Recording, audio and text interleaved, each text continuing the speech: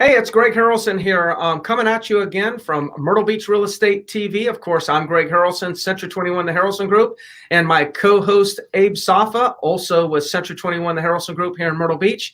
I'm just going to once again dissect the real estate market over the last week and share with you, some things that that are going on in the marketplace.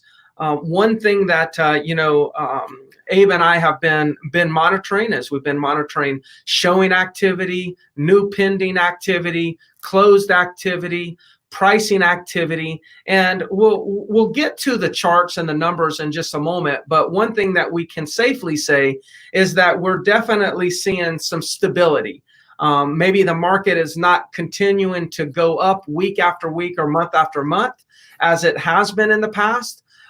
It's not going down. It seems to have plateaued and seems to be very stable. And I'll use the word flat, but flat can be a good thing. Flat is not a negative term, so I don't want anyone to think that there's a negative connotation to that, because all that just means it's nice and stable, not really going up, not really going down. Inventory levels are extreme lows as they have been for multiple weeks. But right now the market is similar, is somewhere in the flat range, if anything else. Would you agree with that, Abe? I guess. Yeah, absolutely. So yeah, cautious to use the word flat because we're at such a high level right now when we look at the number of pendings relative to actives. So if we stayed at this level, I'm extremely happy. So it's flat at a strong level.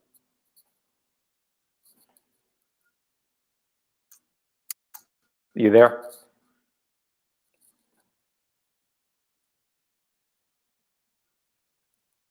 All right, so Abe, you definitely. Am I cutting? I'm having some technical issues this morning with my internet. Can you hear me now? I can, yeah. Okay. We missed the entire thing that you said.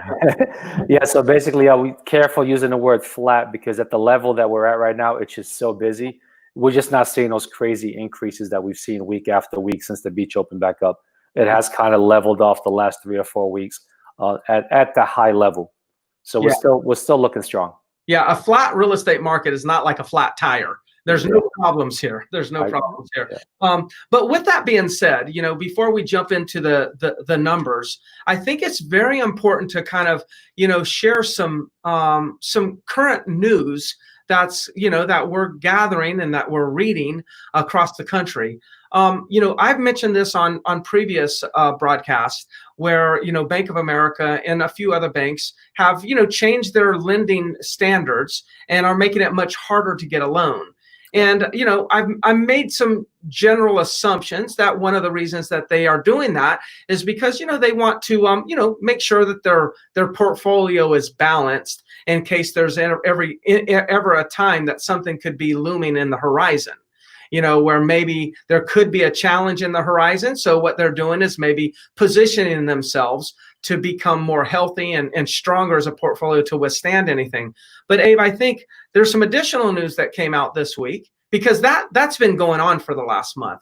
But the additional news, it sounds like a few other banks have started to position themselves. Actually, what I would say have really taken a defensive position in the way that they're managing their portfolios. What is some of the latest that you've heard?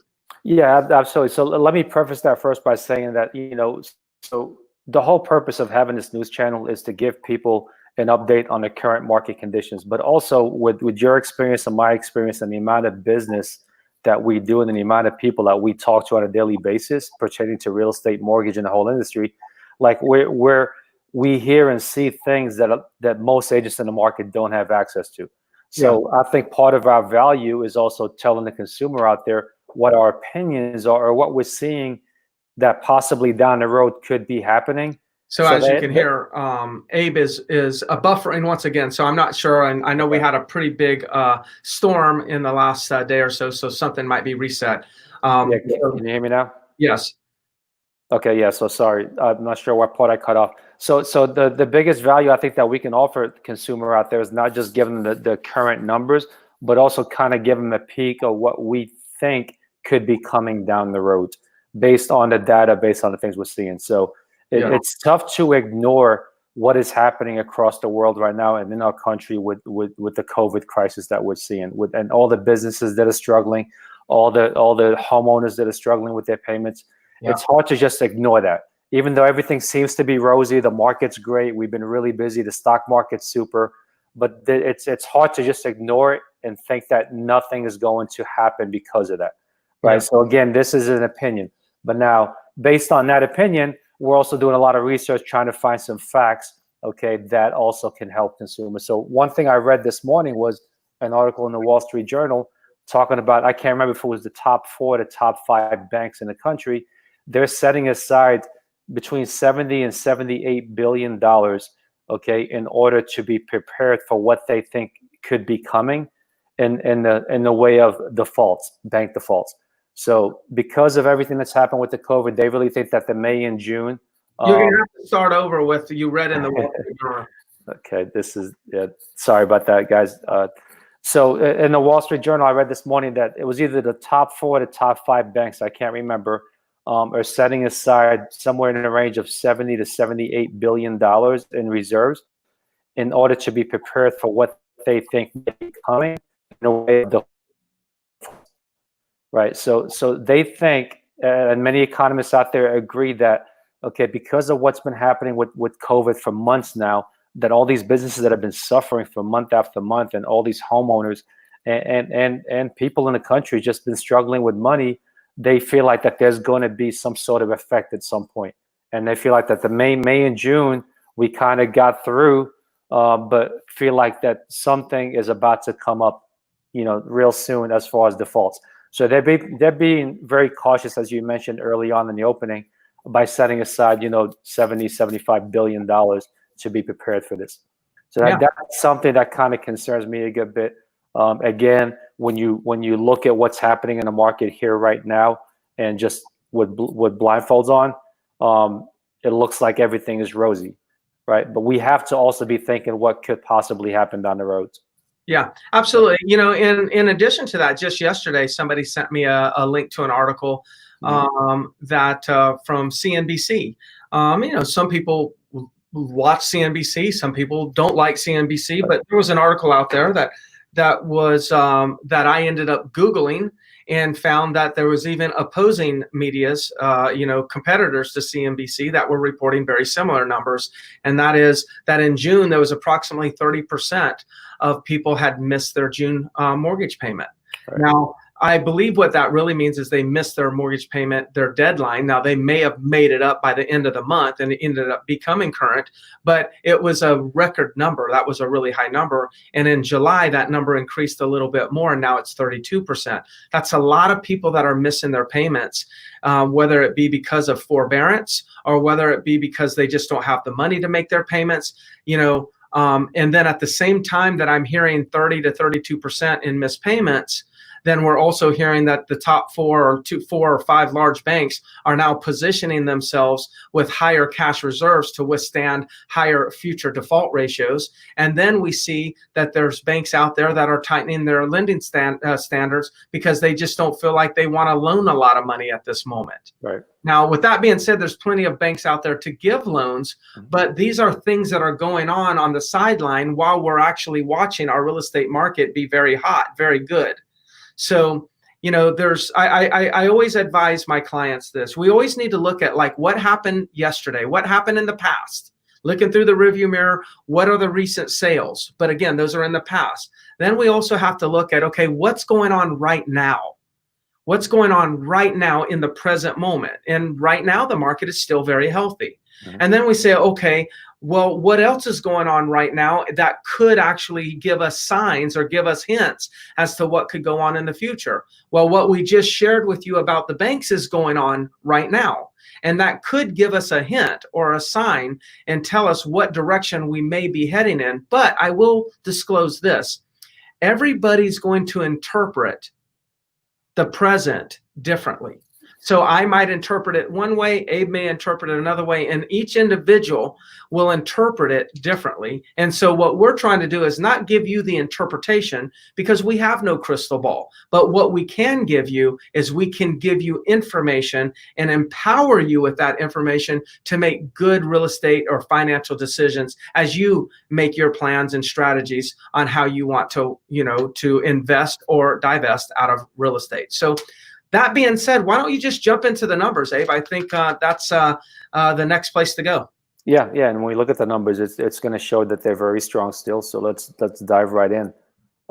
Single family homes. Again, the number that we look at is how many homes are pending out of all the homes that are out there on the market right now. So the normal real estate. So right now, 44.08% of all single family homes are under pending status at this moment. So there's 5,539 properties on the market in the category of single family homes. And then 2,442 of them are actually in pending status. So technically, if I did simple math, there's only really about 3,000 homes on the MLS in the market that you could even write a contract on and not already be sold or under contract. So 44% of that. Now, where does that compare to last week? It's relatively the same, I believe. It's very last week was 43.65. Okay. So a fraction up, but in my opinion, pretty stable, pretty flat. Yeah. So it hasn't changed much. And remember last week we were talking about the number of showings were down. Yeah. Right. But it hasn't impacted the number of pendings. Okay. So that was a strong thing to look at. Yeah. Looking at the resale market. Right now, it's 41.35, okay? And last week was 40.96. So again, another fraction up, less than a point up from last week. In inventory, again, it's actually lower than last week. 31.56 on the market. Now the difference in resale homes in this chart of 41.35% and single family homes is that number at 44% is a blend between resale homes, which are being sold by the property owners and their real estate agent, versus the builders. So the single family home number includes new construction, and the resale homes excludes new construction. So you can say the resale market is kind of mirroring and competing quite well with the new construction market. But you can also see there's a lot less inventory in the resale homes. So there's only around 2,000 resale homes available right now. Versus the new construction. So, and this is the entire Grand Strand. This isn't just Myrtle Beach. So this is the whole Grand Strand area. So that's not a lot of homes. 1,800 homes on the market, and the entire Grand Strand is not a lot of homes. That's right. And then let's look at the new construction, and that number is 47.71. Now that number actually could be stronger if you take out the to be built. We've got about 700 homes. So there's to be built is factored into this number, which means somebody bought a lot, they chose a plan, but that closing probably won't occur for about 6 months. So we are including to be built because they are real properties that are going to close. We just want to make sure that we're always describing to you how we come up with these numbers. But the reason I mentioned to be built also is you're going to see less pendings on to be built than you will on under construction. Yeah. So when you look at, there's about 700 homes that are to be built, and if you look at that pending rate, it's a lot lower than what these numbers would be. And if you actually backed out the to be built, that 47.71 is more like 59%. Oh wow, that's a big number. Yeah, so new construction numbers are still very, very strong. Yeah, and for those that are interested, typically when a builder is putting product on the market and they start building a spec home, a lot of times that home doesn't sell until they get the studs and the drywall up. Once they get the studs and the drywall up, and people are able to walk in and really kind of see the flow of the home, that's when they really go after these new construction homes. So they like to buy them there because they can see the floor plan, they can feel it, they can touch it, but they can still customize it when it comes to the paint, floor coverings, etc. So to be built, when it's just a blueprint attached to a lot, you're going to see those sit a little bit longer. But once they start building that thing and it gets drywalled, it gets dried in, then at that point you start seeing them go under contract quickly. That's correct. And let's look at the condo market. So condos 33.03%. Last week it actually went down a little bit because last week it was 32.56. So that number went down a little bit. We had some units close, so that number dipped a little bit from last week. But that's a very strong number. Yeah, and remember the condo market is discretionary product. The residential market should always be a little bit stronger because these are people that are buying for primary residences or second homes, but a lot of them are primary residences. The condo market is a discretionary product. It's like they're buying these things because they want them. And what's interesting is usually we start if we start to see any kind of shift in the market, a lot of times this is the segment of the market that shifts first. And it's kind of like, it's like boats. If something gets a little bit rocky in the economy, then boat sales go down because people can delay the purchase. It's not like they were going to live in the boat. So the same thing applies to condos, whether there be oceanfront, golf course, or just condos in general. They're discretionary products. So the numbers are going to always be a little bit lower than residential. So the one thing I do want to bring up, especially in the conversation of condos, is the level of people canceling their vacations down here. So we have seen that kind of go up a little bit. Yeah. Vacancy number this time of year is lower than it typically is. With all the news that's been happening in the last couple of weeks, national news about Myrtle Beach being a hot spot right now. So we have seen some cancellations. Talked to a few friends of mine that own hotels, and they're not as busy as they typically are for the month of July. Yeah.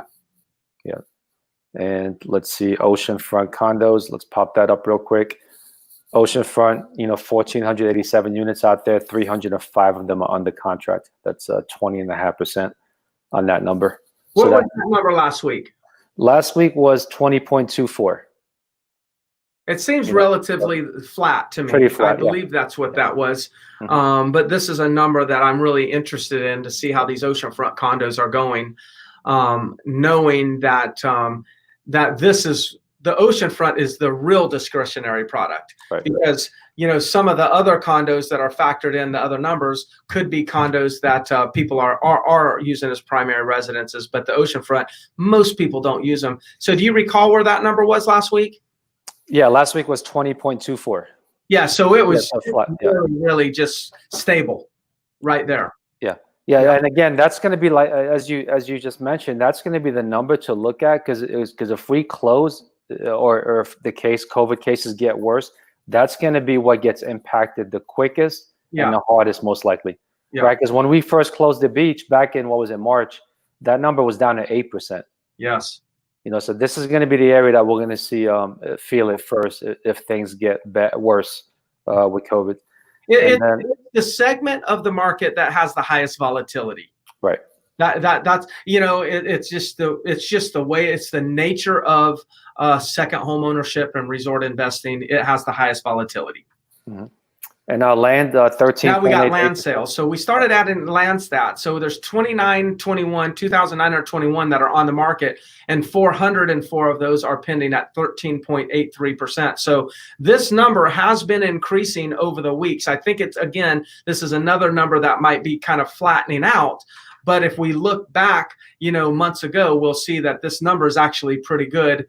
And as we mentioned last week, we are seeing more and more activity on lots because inventory levels are so low. Lots happen to be one way that people can actually purchase and start building a home and build the inventory because, again, inventory is low. Do you agree? And I don't recall off the top of my head on what the number was before, but is it relatively flat or? Yeah, it was 13.69. So relatively flat.